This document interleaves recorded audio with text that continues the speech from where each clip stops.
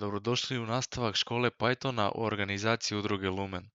Moje ime je Fran Račić i danas ću vas uvesti u drugu fazu škole Pythona. U ovoj fazi bavit ćemo se naprednim programiranjem u Pythonu, pa definitivno preporučamo da ako niste, pogledate prvu fazu u kojima smo se bavili osnovama programiranja u Pythonu. Vjerojatno se pitate zašto nam je potrebno napredno programiranje, zar nisu dovoljni bili ono što smo radili u osnovama u prvoj fazi. Pa to je bilo dovoljno za pokretanje nekih programa ili skripti koji su vrlo jednostavni, ali u stvarnom svijetu trebamo neke aplikacije koje su kompleksnije i zahtijevaju puno više funkcionalnosti. Pa ćemo krenuti prvo sa podsjećanjem što smo radili u prvoj fazi. Podsjetit ćemo se na funkcije, rječnike, petlje, grananje i takve stvari. Pa evo, idemo za početak krenuti s jednim primjerom. U ovom primjeru napravit ćemo jednu funkciju, definiramo funkciju, prisjetimo se sa ključnom riječi def, nazvat ćemo tu funkciju provjeri prolaz i ta funkcija će primat argument studenti koji će biti neki dictionary u našem primjeru. Također napravit ćemo jedan rječnik u samoj funkciji zvan statistika, prisjetimo se rječnik definiramo s ovim zagradama i rječnik je u biti struktura podataka koja ima ključ i vrijednost. U ovoj rječniku statistika definirali smo dva ključa, jedan je prolaz, jedan pad i oba dvoje su na početku definirani kao prazne liste. Vrijednost im je prazna lista. Pa nastavljamo s implementacijom.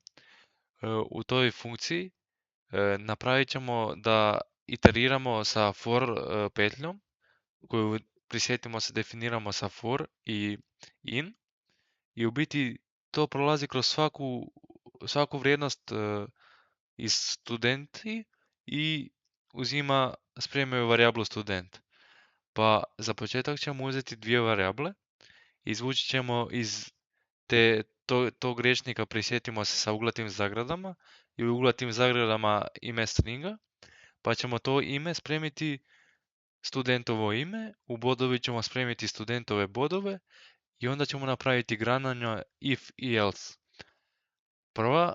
Prvo grananje će biti ako su bodovi veći od 50, to smo definirali ovdje, onda ćemo u statistiku prolaz dodati njegovo ime. A ako nisu, onda ćemo u statistiku pad dodati njegovo ime. Znači ako je student prošao, dodat ćemo njegovo ime u ovu listu, ako je pao, dodat ćemo je u ovu ovdje. I za kraj, kad smo prošli kroz sve studente, vratit ćemo ovaj tu rječnik koji vraća listu prolaza i listu padova. Pa možemo nastaviti sa implementacijom.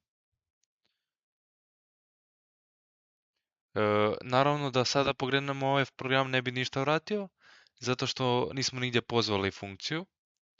Ali evo u nastavku definirat ćemo neku jednostavnu listu rječnika. Prisjetimo se listu definiramo sa uglatim zagradama, a rječnik s ovima ovdje zagradama. Znači za svakog studenta ćemo definirati njegovo ime i njegove bodove. Na primjer, ovaj student smo reprezentirali kao rječnik koji ime ima Nika, a za bodove ima 92. Znači imamo samo dva studenta i onda ćemo tu pozvati tu funkciju, prisjetimo se u zagradama, onda stavljamo ovaj argument. Znači vrijednost studenti će u ovom slučaju poprimiti vrijednost razred. I šta god da ova tu funkcija vrati, što ovdje vraća return statistika, ćemo isprintati. Pa evo, možemo probati pokrenuti ovu funkciju da vidimo što će ispisati. Evo, nakon prolaska vidimo da nam je vratio rječnik u kojem u listi prolazi ima samo Nika, jer je ona imala 92 boda, a Marko je u listi pad, jer je on imao 45 bodova. Evo, to je neki jednostavno da se prisjetimo nekakvih stvari iz faze 1. Dobro, sada kada smo obradili osnove prve faze, možemo preći dalje na drugu fazu, objasniti što ćemo sve u njoj raditi, koje napredne teme ćemo proći i započeti sa prvim predavanjem druge faze, a to su datoteke. Pa da krenemo. E, znači, nekakav put prema stvarnim aplikacijama smo već dobro utabali, znači obradili smo sve osnove.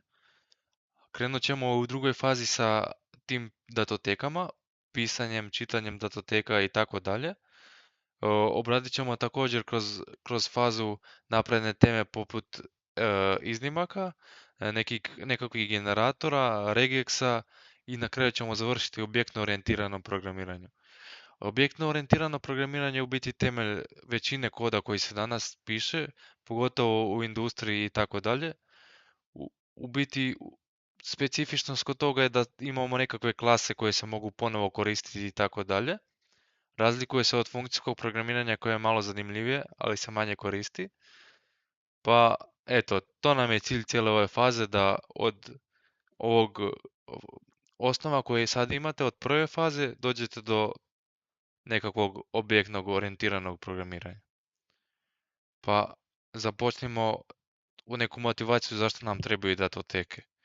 Pa za sada, svi programi koje smo radili su bili samo spremljeni na RAM-u, znači bili su privremeni, kada bi program završio, ništa se ne bi promijenilo, ništa se ne bi spremilo i tako dalje, ali često nam trebaju neki programi i aplikacije, pa većina aplikacija koje koristite na internetu ili bilo što slično imaju neku bazu podataka, negdje spremaju failove. Pa zato ćemo sada preći iz programa koji su kada ih pokrenemo, naprave nešto i to je to. U biti kao neki jednostavni kalkulatori u nešto što u stvari sprema nešto i može nastaviti od tamo gdje je stao i tako dalje. Znači, puno nam je važnije sada neka trajnost, da kada ugasimo program i ponovo ga upalimo, da nastavimo dalje. Da započnemo s datotekama, u biti u Pythonu imamo glavnu funkciju open, u kojoj upisujemo file name, znači putanju do tog programa, i upisujemo mod. Imamo tri glavna moda: read, write i append. Znači što read radi? Znači to u biti trebamo samo kada čitamo datoteku. Sa write upisujemo datoteku, a sa append samo dodajemo na kraj datoteke. To je vrlo važno u niskoj razini programiranja, jer ne može imati dva programa koji u isto vrijeme mijenjaju datoteku, jer bi došlo do korupcije, grešaka i tako dalje. Python, za razliku od ostalih jezika, to dobro sve hendela, pa se ne moramo previše brinuti o tom. Moramo samo znati da svaki file koji otvorimo trebamo zatvoriti, ali to ćemo pokazati na nekim primjerima. Pa idemo na prvi primjer gdje ćemo zapisati neki file. Koristit ćemo write.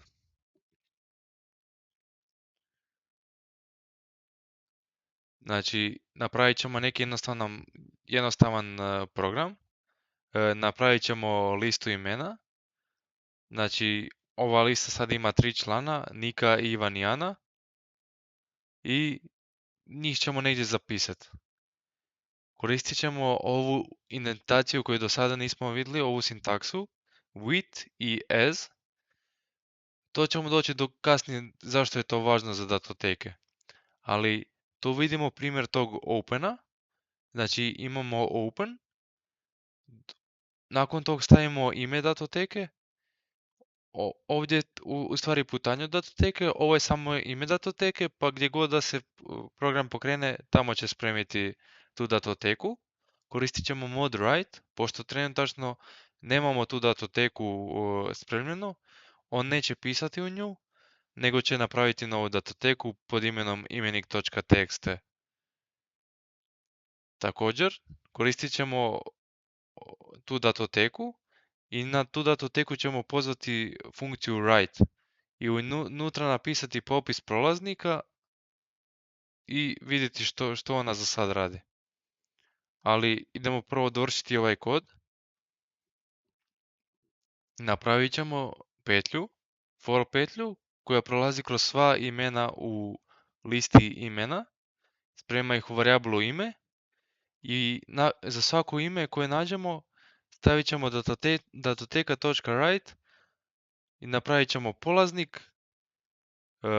Prisjetimo se, ovo tu je F je u biti uh, ubacivanje, formatiranje stringa, tako da u ovim zagradama unutra možemo staviti variablu i to će se pretvoriti u string. Pa će, na primjer, za prvi primjer, gdje je tu prvo ime nika, pisati polaznik dvotočka nika. I ovo je samo sintaksa za sljedeći red. Tako da napiše polaznik nika, napravi uđe u novi red, napiše polaznik Ivan i tako dalje. I na kraju ćemo isprintati gotovo. Pa možda da pokrenemo ovaj program da vidimo što će ispisati. Evo, ispisuje, zapisujem podatke, znači bio je tu i na kraju je ispisao gotovo. Pa da uđemo unutra, da vidimo. Imamo datoteku imenik.txt, stisnut ćemo na nju i evo, dobili smo točno ono što smo htjeli. Nadam se da je ovo zanimljivo i jednostavno za shvatiti. Da pređemo dalje. Imamo različite načine za čitanje datoteka.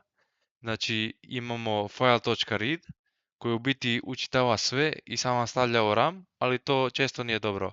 Pogotovo kada imamo veliki datotek ili slično, pa naša radna memorija ne može to pretrpjeti. Imamo file.readline koji čita jednu po jednu liniju, to je u biti najkorištenije, jer onda dobijemo neku strukturu kao iterator i lako pređemo na sljedeći red, lako se vratimo i ne zauzimamo toliko radne memorije. I imamo file.readlines koji učitava sve linije i sprema ih u listu stringova. To je isto dovoljno dobro, ali obradit ćemo ih sve na primjeru.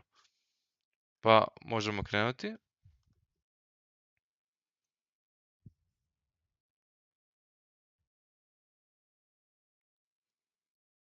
Evo da vidimo.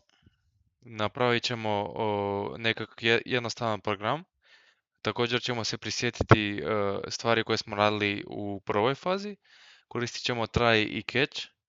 Prisjetimo se, try i catch koristimo kada u dijelu try napišemo neki kod i ako on vrati nekakvu grešku, kod će ga uhvatiti i neće baciti grešku, nego će otići na dio catch.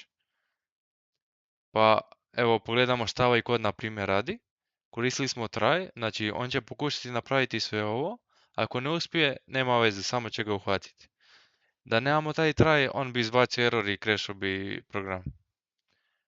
U ovom koristimo with open, opet imenik.txt koji smo malo prije zapisali, ali ovaj put koristimo mod read i tu datoteku spremamo kao f.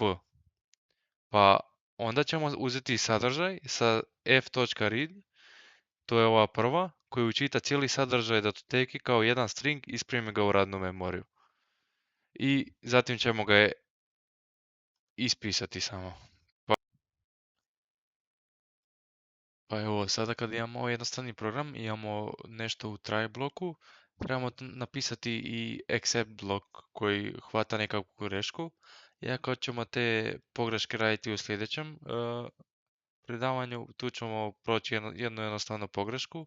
Kada vidimo ovaj program vjerojatno nam prva pogreška koja nam pada na pamet je čitanje iz datoteke koja nam ne postoji. Pa ako imenik.txt ne postoji u tom folderu u kojem ranamo program, vjerojatno će se baciti neka greška, pa ćemo tu napisati neki except blok. Except blok pišemo sa ključnom riječi except. Tu definiramo isključivo da baci except ako je file not found error, to znači da datoteka ne postoji i u tom slučaju ćemo samo isprintati greška da datoteka ne postoji. Pa tu slučajno napisati točku, pa da vidimo kako ovaj program radi. Kao što vidimo u ovom folderu imamo ovaj imenik.txt od prije, pa on pročita tu datoteku, i ispiše sadržaj datoteke i zatim ispiše sadržaj. Pošto smo koristili read, on je uzeo datoteku točno takvu kako je, sa popis polaznika i isto ovako i tako je isprintao. Da probamo sada promijeniti i, na primjer, pokrenuti sa imeni.txt. Kada pokrenemo ovaj program, samo vrati se, datoteka ne postoji. Znači, on krene u try, dođe do davlje, pokuša pročitati, ne nađe datoteku i odmah preskoči na accept i vrati ovo. Evo, poprilično jednostavno, pa možemo krenuti na sljedeći primjer. Ali prije toga, da objasnim zašto smo u ovom kodu koristili ovaj with i as. To u biti može raditi čitanje datoteka i drugčije, ali ovo je najsigurniji i nekako standard u pisanju programa. Također, efikasna iteracija je, kao što sam objasnio prije, da se ne koristi baš file.read zbog velikih datoteka, već da se koriste readline, readlines i ova kroz petlju da čitamo datoteke. Također, kod zapisivanja u fajlove ne smemo koristiti, na primjer, brojeve i slične stvari, integere, dictionary, liste ili bilo šta, već ta datoteke primaju samo stringove. To je isto dosta važno za znat za kasnije, ako vam se dogodi negdje greška ili nešto slično. Također, da se dotaknemo tog kontekst menadžera kojeg sam htio objasniti ovdje. Znači, također možemo koristiti i ovaj zapis, znači otvoriti datoteku, samo otvoriti bez ovog with i as i onda naziv kako ćemo ga koristiti, ali onda trebamo isključivo koristiti ovaj file.close. Ako ne zatvorimo datoteku, računalo će smatrat da se taj resurs koristi i neće ga osloboditi drugim programima i slično. Može doći do korupcije ili nekog zastajanja programa i slično. Pa najbolja praksa u programiranju je koristiti ovaj with i asf, zato što on onda dedicira taj, pročita i dedicira neki prostor samo i tu varijablu samo za toj datoteci i oslobodi je točno kad se više ne koristi. Ovaj open već sam po sebi u Pythonu u novim verzijama automatski zna kada treba zatvoriti datoteku, pa nije toliko više ni loš ni koristiti ovo, za razliku od drugih programa gdje ako ne koristimo close se cijeli program raspadne, ali u biti standard je da se koristi with i as i to koristite kad god možete. Dobro, idemo na sljedeći primjer. Možemo možda proći kroz ovaj append. To smo rekli da je ovaj ključna riječ a u tipu čitanja datoteke, otvaranja datoteke, pa ćemo napraviti neki jednostavan primjer koristeći append. Evo sada u onoj datoteci koju smo malo prije napravili, dodat ćemo još jednu osobu, novu osobu, koja će biti naknadni upis i onda ćemo otvoriti datoteku sa tim kontekst menadžerom, kao što smo rekli, sa with i as. Otvorit ćemo sa open, imenik.txt i koristit ćemo mod a to je mod append. U biti, isto kao i write, ako datoteka ne postoji, napravit će novu, a ako postoji, samo će dodati na kraj šta god. Pa, evo da krenemo. Append koristimo, na primjer, kada ne želimo write, kada ne želimo pisati cijelu datoteku, izbrisati sav sadržaj, nego samo želimo nadodati na nju. Ovo koriste bilo kakvi logovi i slične stvari. Evo u ovom programu otvorit ćemo tu datoteku i spremiti je pod varijablu f. U ovoj liniji ćemo napisati f.write i onda ćemo napisati, samo dodati ovu varijablu nova osoba, to je taj string, jer sjetimo se, write u datoteke može biti jedino string. Dodat će novu osobu, dodati enter na kraju i to je to. I vratit će podaci su nadopisani. Pa da pokrenemo program, da vidimo sad datoteku kako izgleda. Znači imamo samo ovo. Nakon pokretanja pokrenemo datoteku, piše podaci su nadopisani, otvorimo imenik.txt i tu postoji novi član. Evo, poprilično jednostavno, a dosta važno. Sada, svaki put kada pokrenemo taj program, nadodat će novu osobu na kraj, znači novi string. Tako da sada nije više isto da jednom kada zatvorimo program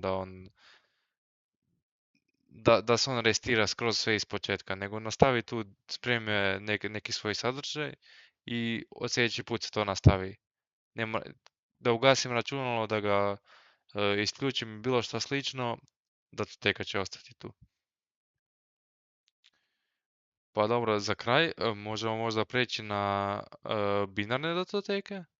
Znači, postoji te binarne datoteke poput, nisu sve datoteke ko tekstni fajlovi ili kod koji ljudi mogu čitati. Većina datoteka je binarna.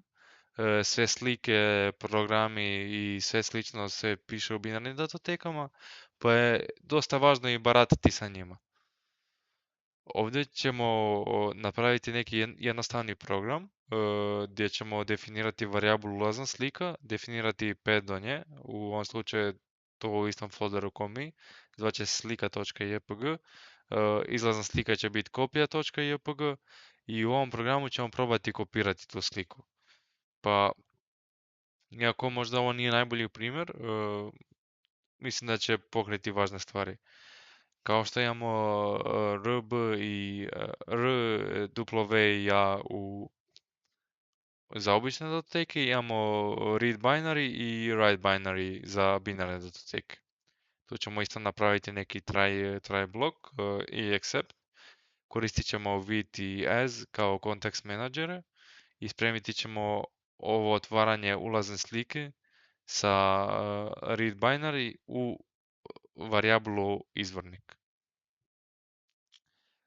Pa da krenemo, u varijablu bajtovi ćemo pročitati sav sadržaj tog izvornika i ispisat ćemo koliko je bajtova učitano. To možemo samo sa len i onda varijabla u kojoj smo učitali read byte. Len vraća onda broj bajtova.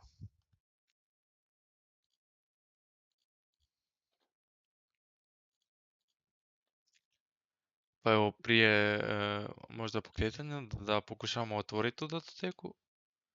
Znači možemo je otvoriti ovako kao sliku, a možemo je otvoriti u binarnom. Mislim, ovdje će interpreter pokušati to pročitati, naravno neće imati nikakvog smisla. Pa ne možemo tu raditi kao baš s običnim datotekama, da nisu ovo stringovi.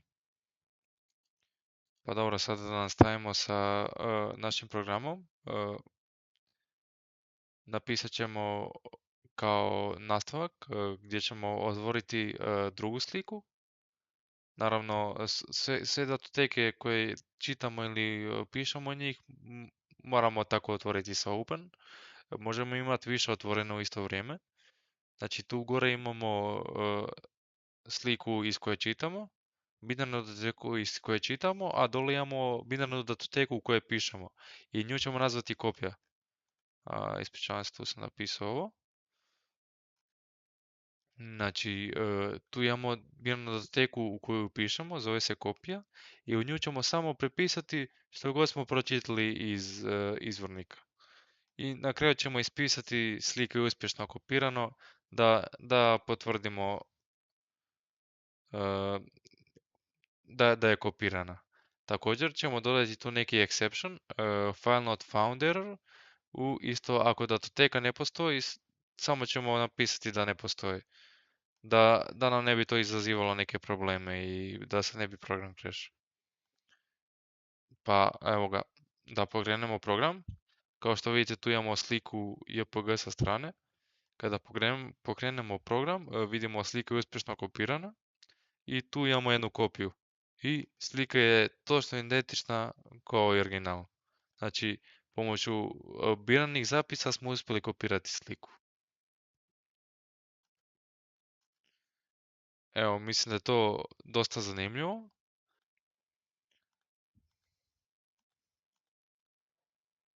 Evo, to je u biti to od današnje epizode. Da se prisjetimo, ovo je bio neki samo uvod u napredno programiranje. Prošli smo kroz nekakvu trajnost, dotakli smo se možda nekih exceptiona koje ćemo raditi u sljedećoj epizodi i sada možemo pisati programe koji se možda nadovezuju jedne na druge, koji spremaju neke datoteke pa se mogu nastaviti i lagano polagano ćemo moći napraviti neki malo kompleksni program. Evo, hvala što pratite školu Pythona i nadam se da ste dosta naučili. Slobodno pitajte pitanja u komentare ako ih imate. Vidimo se sljedeći put.